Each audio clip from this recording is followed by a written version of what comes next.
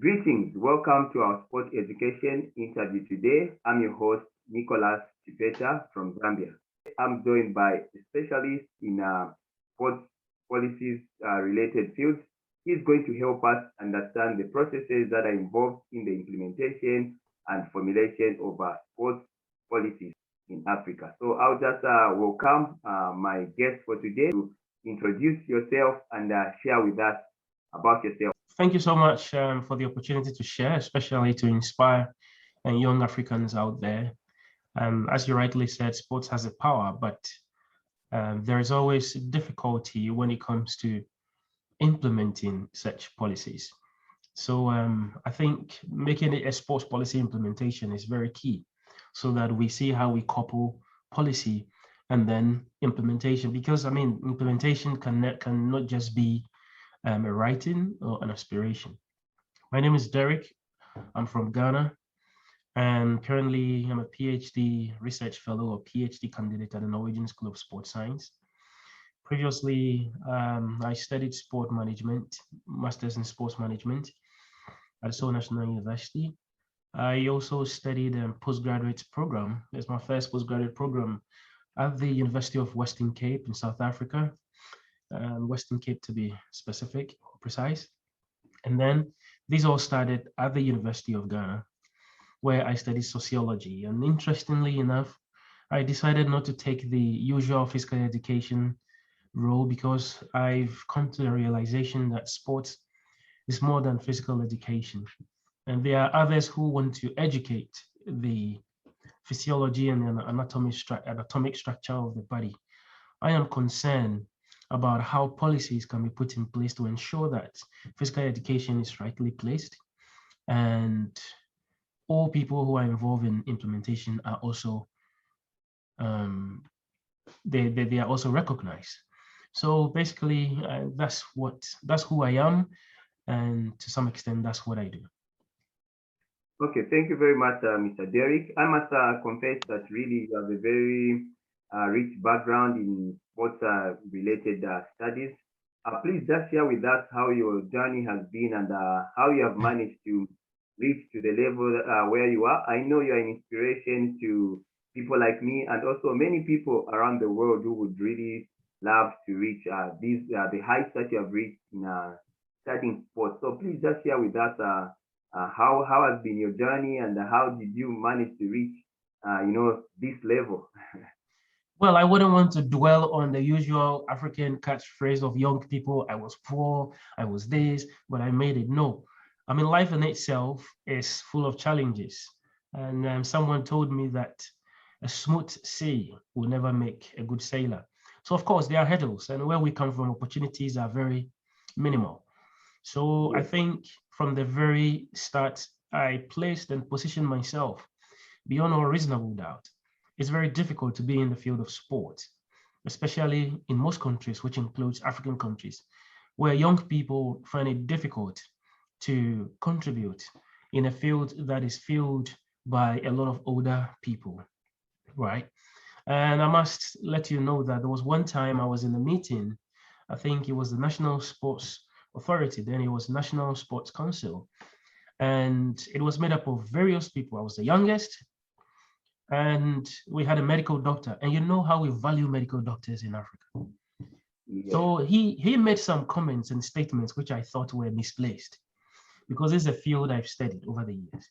And then I raised my hand and then contributed. I was shut down, so that's where I felt like, I mean, in order to be relevant in this field, I shouldn't just be comfortable where I found myself, but I should work gradually. And I have been the sports secretary and prefect, they call, in primary and junior high school, and then sports prefect in high school, general sports secretary at the University of Ghana.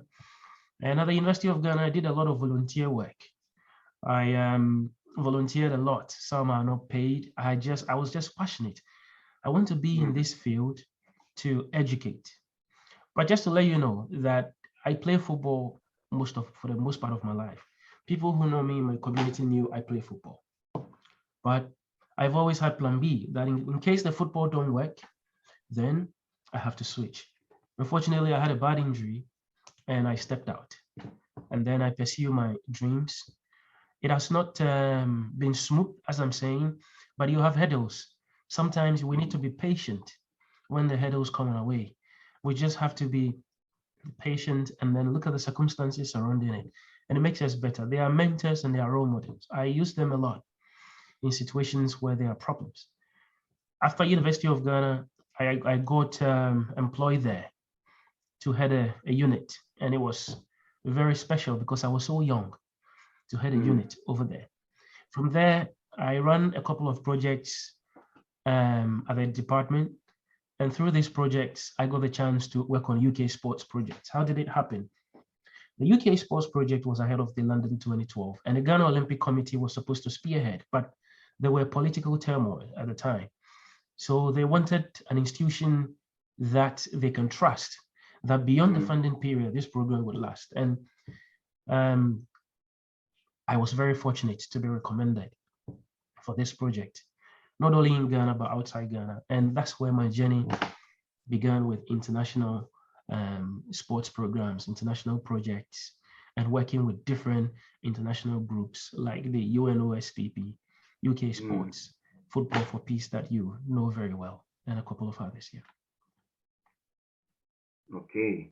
Well, thank you very much for sharing, Derrick. I think that is very inspirational, and many people should be motivated, most likely, to take up the path that you have taken in the field of sports. So there you have it, our viewers. You can also make it in sports if people like Mr. Derrick have reached the height that he has managed to reach. Definitely, you can also. It's still a journey. We are still in the journey. It's a journey. We have to overcome the hurdles, as we put it. So there you have it. So anyway, thank you very much for sharing your journey. Let's get now into really what we want to understand today. Yep. Let's start with the understanding what a sports policy is really. What is a sports policy? Well, some people are careful not to call it a sports policy. They rather call it a public policy, because sports is a public good, right? Yes. So we have health policy, we have sports policy, we have local government policy, we have finance policy, and what have you. So sports, which is seen by many countries as a social or public good, falls in this domain. And that's why sometimes the phrase sports policy is there. There are some people who research in this field, they would not write sports policy as their expertise, rather public policy, because you realize that even sports interdepend, right? You need physical education to improve health. You need finance to improve health as well. And you need finance to improve sport. So that's basically what it is. So in simple terms, sports is a public good, and the guidelines written by most countries to ensure that sports follows a particular process, right, or a particular method, is what we call sports policy. Is a policy guideline. Now, people interchange this with sports law. It's not a problem. They all provide guidance. But in the strict sense, the sports law usually is not a big book, right? It starts first and foremost. I think we will go deep into this, or you want me to break it down? Yeah, please go ahead. Go ahead. Yeah. So the sports law is basically a document prepared by experts and all the implementation actors that are concerned. Often in most African countries, you would see that they only use experts and sometimes politicians, or sometimes they shabbily bring people together to write this policy. But it's more than that, right? Because policy itself needs implementation. Do you get it? I read a book where the book said that policy is a noun, right? And it needs a verb like implement to make it a reality, right? So the actors at the implementation level are also involved. Everything that's needed are involved to ensure that the policy is well written. Sorry, the sports law is well written. Usually it's not that big. It's usually a small book. Sometimes it's large. It depends on the enormity of the country, right? So once they put all this together with all the various actors, it goes through various processes and then it passes through Parliament. right? Usually most parliaments have sports committees, culture and sports committee, youth and sport, what have you. And they do that. So from the sports ministry, then it goes through the parliament. And then the parliament as a whole deliberates on it. And then they forward it to the president. So once the experts put it together and present it to the parliament, that's a bill, right? So once the parliament, members of parliament agree and said, okay, this is what will represent this country, they forward it to the president for the president to assent, endorse into law, then it becomes a law. Now, like I said, the laws don't go much into details, but the policies go deep, right? Because the laws break down the objectives, the structures, the implementers, and sometimes competition, national, international competition, sometimes older people. How do we go around it? Sometimes younger people, sometimes persons with disability, women, right? So now you need to break this one down into, to the barest minimum for everybody to understand. And that's where the sports policy comes in. So when you take all these actors and objectives that I talk about into consideration and you write them, you realize that policies usually then become a very big book where people can go there if they're interested in older people and what government has in store for them, they can go and check it. They're interested in persons with disability, women, younger people, they can go there and then what? Check it.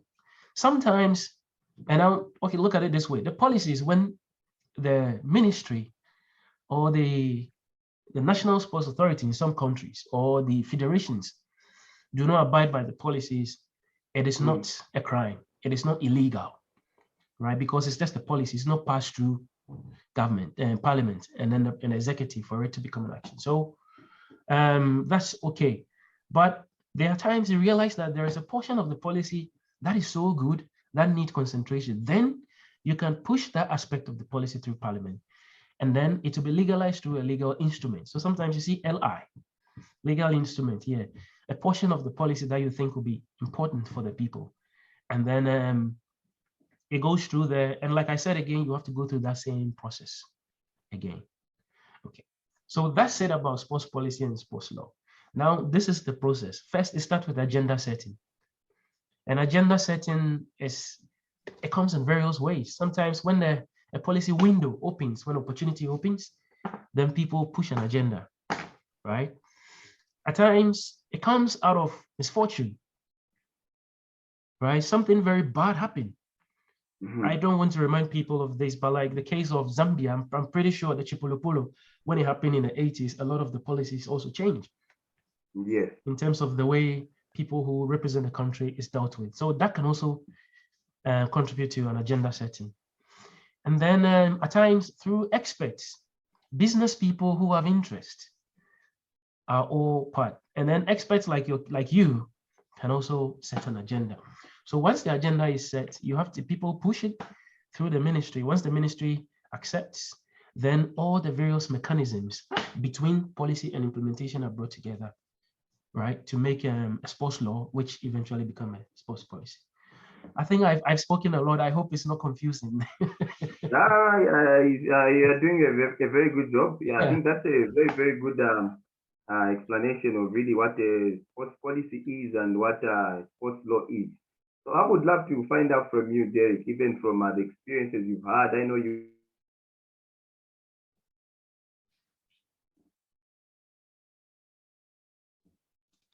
Okay, let's go. So note this section so that you trim it when you do it.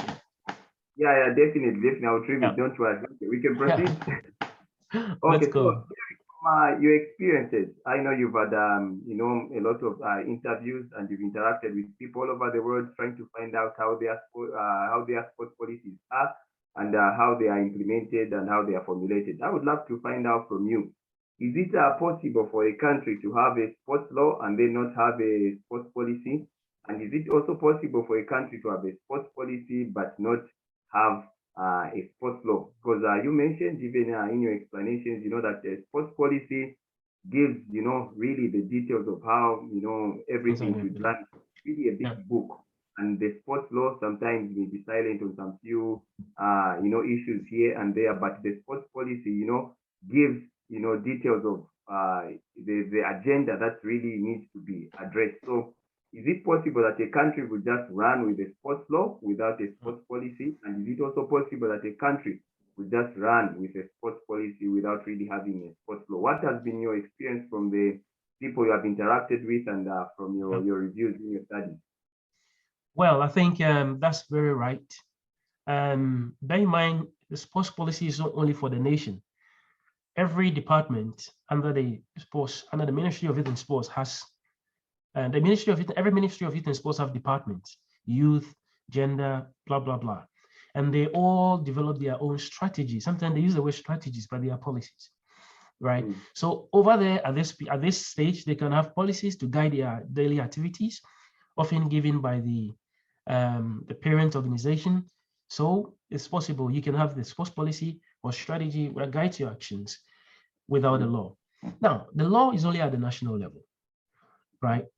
Often it will be suicidal not to have a sports law and ensure that everybody operates in ways they deem fit. So what I know is most countries have sports laws, even if it takes only older people, right? Even if it doesn't encompass everything, but rather maybe, like I mentioned, it's a legal instrument that supports younger people. It's a legal instrument that supports older people. It could be a law, right? But the problem that always comes is people find it difficult to have a very composite, detailed sports policy, national sports policy. In Ghana, we passed our new sports law 2016, and Ghana is still working on the sports policy. That's hard. It's 2021 now. So when you may ask yourself, how are people operating at the sub-national level as policies cascade down to implementation actors? It's working. The monies will be given in accordance to the law, not the policies, right? And I'm pretty sure there will be problems in terms of implementation. There will be a gap, right? So in a nutshell, yes, there can be a sports law and take a long time to have a sports policy, a composite sports policy.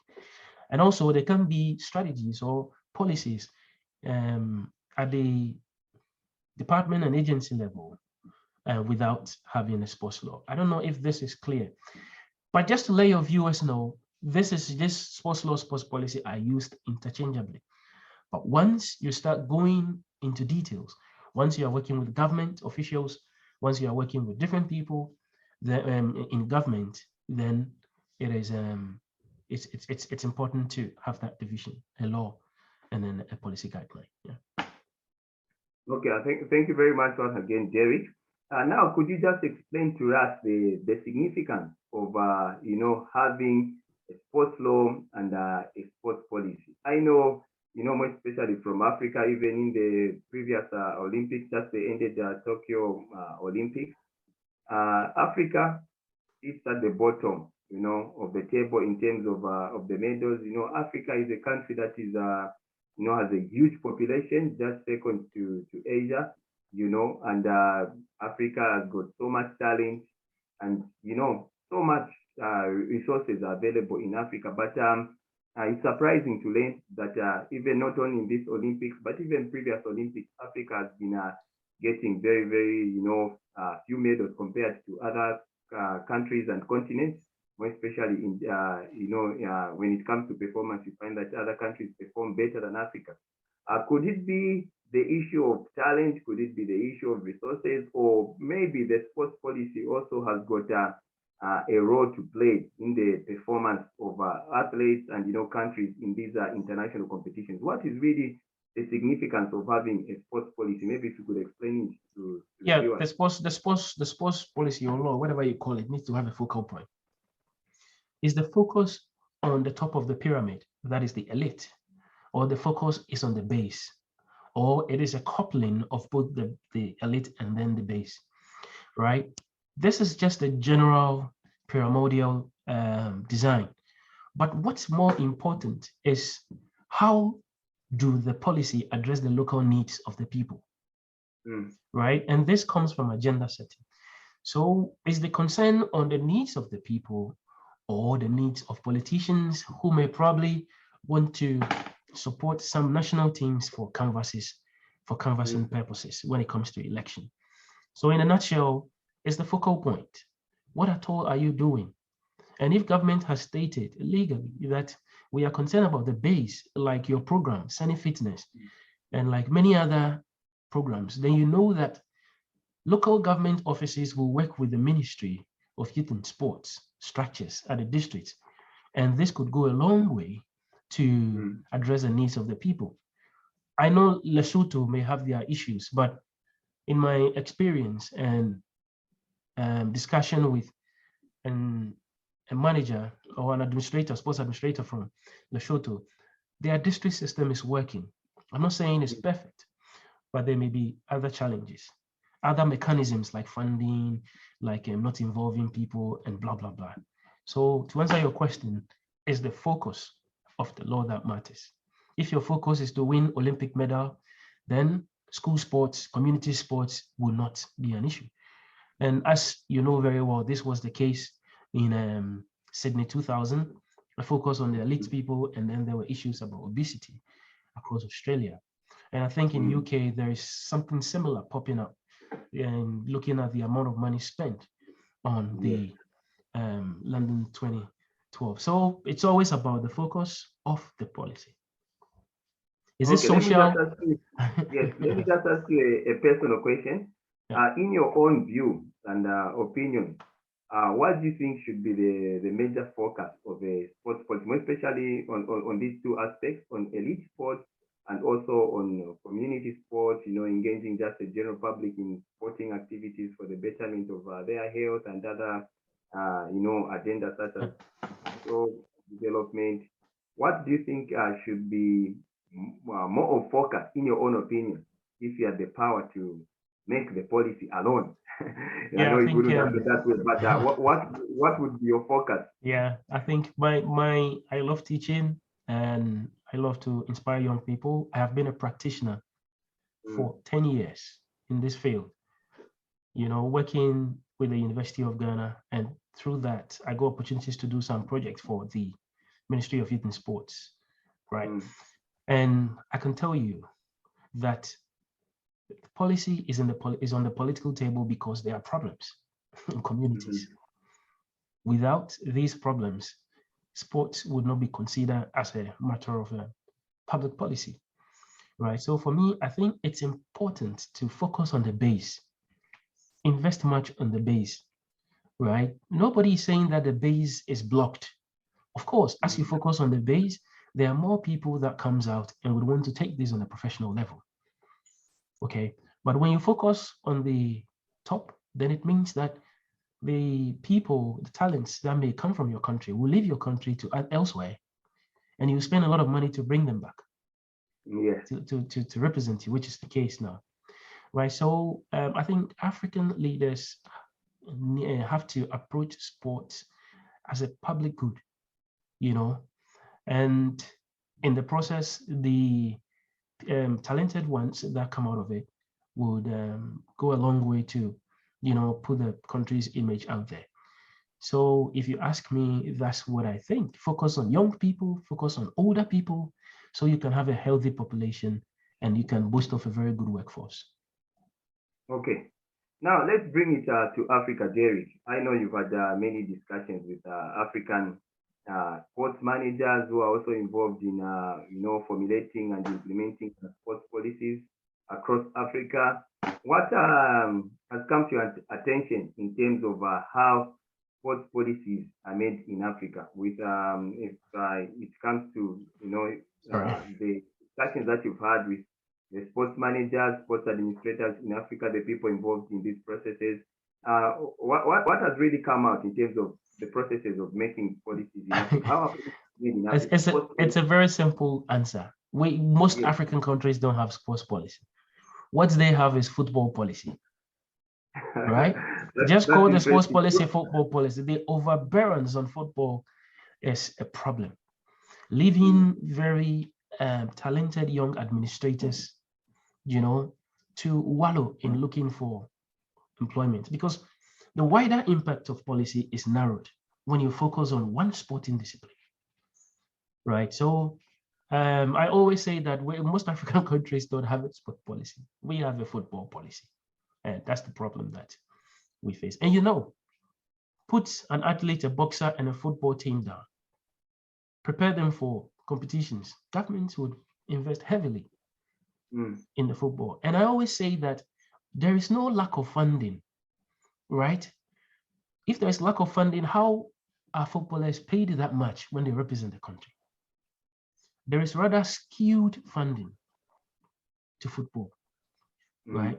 Because if one player is paid 14,000 or 10,000 per match at a World Cup, imagine giving this money to a district.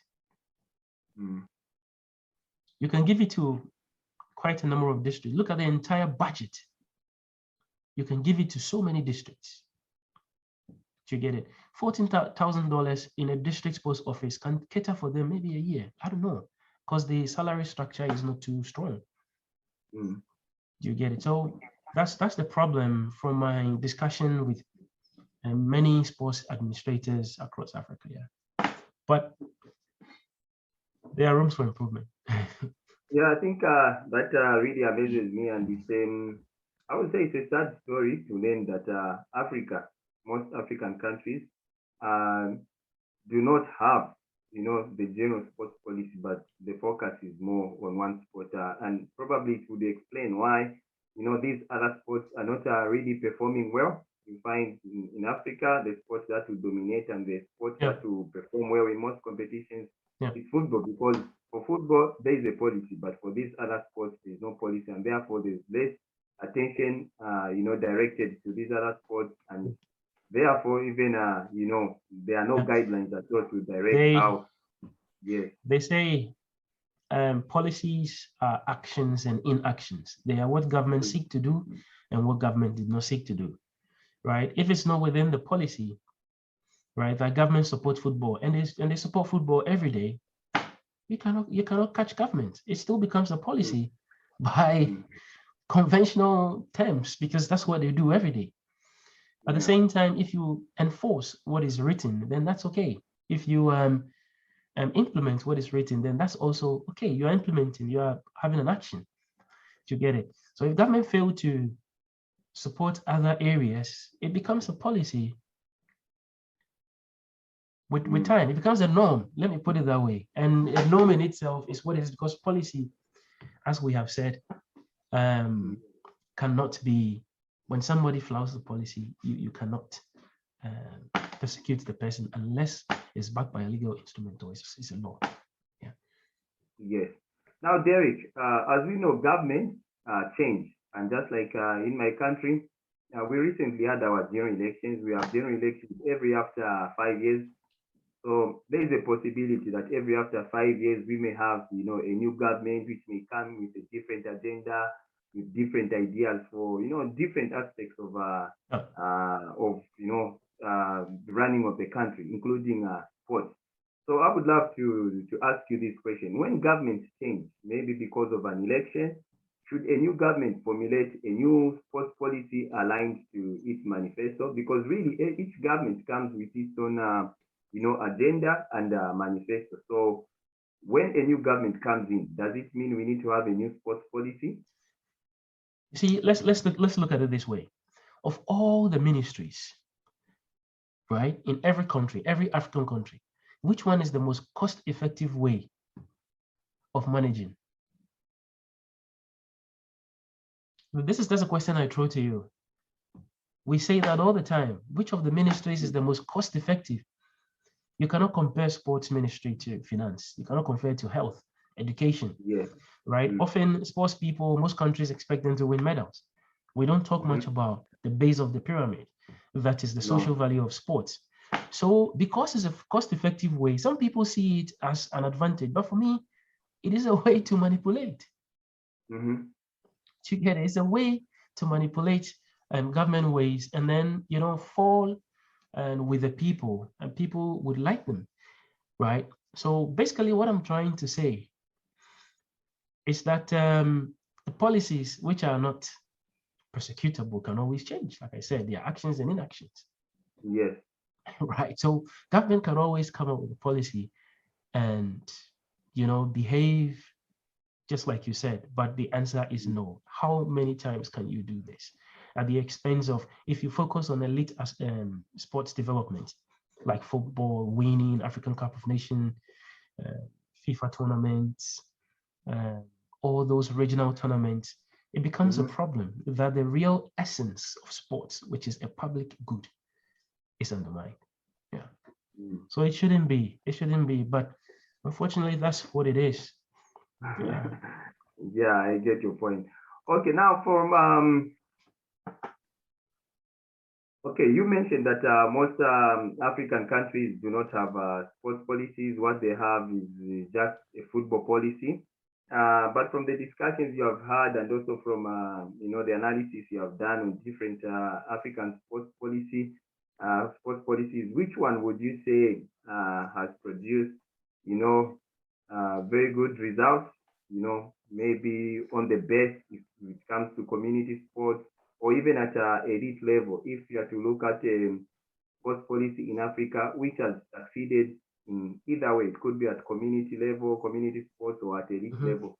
Which sports policy would you highlight? And yeah, if you could give details on that sports policy, please feel free. Oh, that's a very tough question. I don't want to put any country in a bad light. I think Yes, I understand. a lot of countries are making a progress, but I told you that the gap between policy and implementation has so many mechanisms, and you need people with education. You need people without education at the local level who receive the impact of policy to be involved. That takes a lot of time. That's not what we've not done. Most African countries have been colonized. And from my research, the colonial elements of sports are still there. Few of them are there.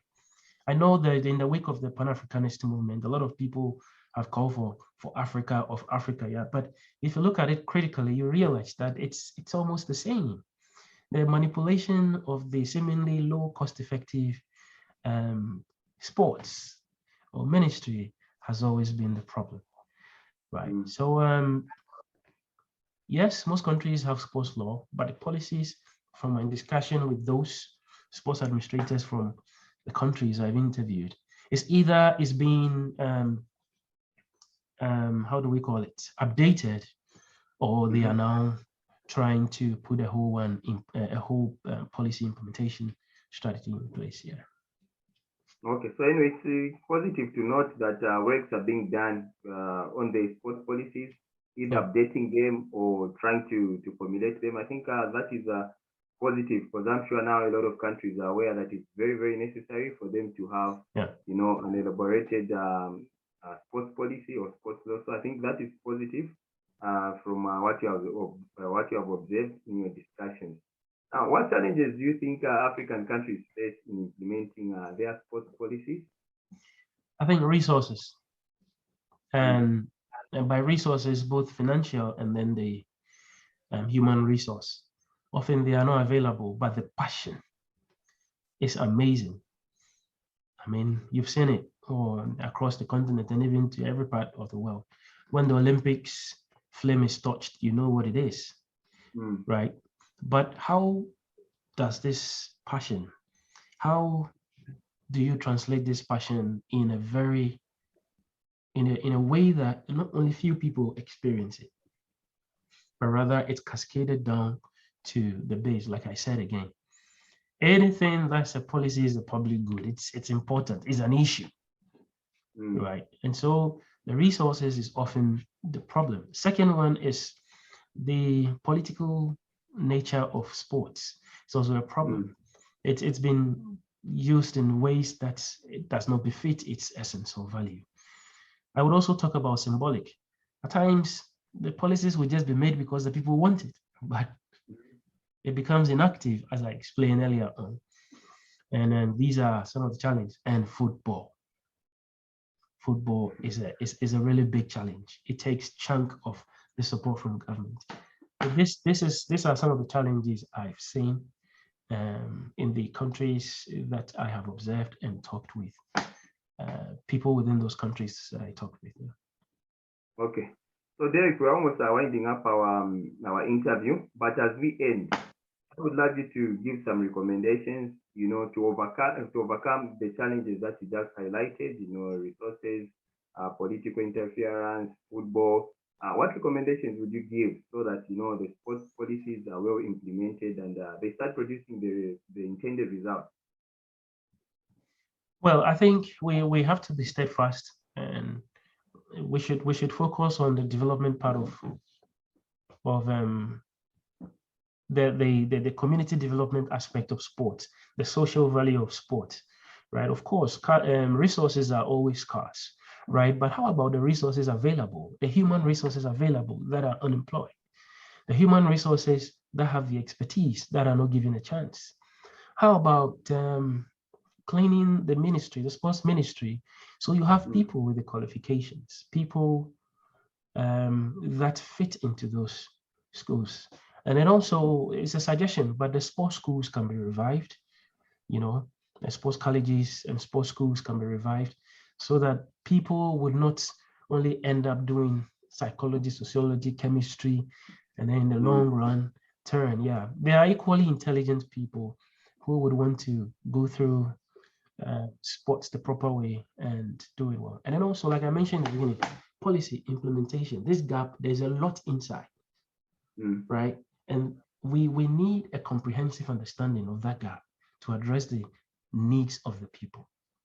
I think basically action speaks louder than words. And I'm not just saying this. I have researched in this field. I have been in the districts, about 15 districts in Ghana. People I've spoken with regional directors, I've spoken with government officials, and these problems are not secrets. They are open secrets. They are there. And sometimes it's important to inform policymakers about the problems at the implementation level, so that so that the social value of sports will be met. Yeah, we cannot do one and leave the other. That's what we are having now. Thank you very much, Derrick. I know through this interview, the viewers will be able to understand, the basics of what a sports policy is, what a sports law is, the differences, and they will also be able to, comprehend really what goes on in Africa, the situation concerning sports policies, how they are formulated in Africa, the challenges that our African continent is facing in running these policies. And it's also good that you ended, by giving some of the recommendations. So I'm sure even the policy makers around, the sports managers around, they would, get some of the ideas on how well they could implement their policies. So I know, Derrick, this has been a very, very successful interview, and I know that it is going to contribute to the improvement of sport and even development of sports in the country, because really, I think the sports policy is really the core, because that's the one which sets the standard, which sets the guidelines. So I think it's a very, very cardinal document, a very, very cardinal topic, which we need to continue, looking at, so that we better this sector of sport. So thank you very much for having shared a lot of details concerning this field. And as we end, is there anything you would love to share, your passion or any message to the viewers out there? Well, I think I know you're doing a good job in your community, and I think these are campaigns in terms of agenda setting. As I said, you can start with nothing to disrespect, but to set an agenda is part of policy making. It could be a workshop, seminar, and all that. And I think the more young Africans know about this, the better we know that the role of sports would be seen just as the health, finance, and what have you, all those ministries are seen, not just a manipulating tool for governments, for politicians and own agenda. So on that, I have a YouTube page people can follow if they want. It's called the DC Sports Series. And I talk with young sports administrators across the whole world. I'm on an expedition. I think I'm in the 5th country. It's my hope that I can get as many as possible over the whole world for us to understand how the global sports, the same global sports, but intriguing how it is approached in different parts of the world. Thank you. Okay, so that has been Mr. Derrick. Thank you very much, Mr. Derrick, for having come to our interview. It has been a pleasure. We hope to see you soon again. Most definitely. Have a good day. Okay. Okay.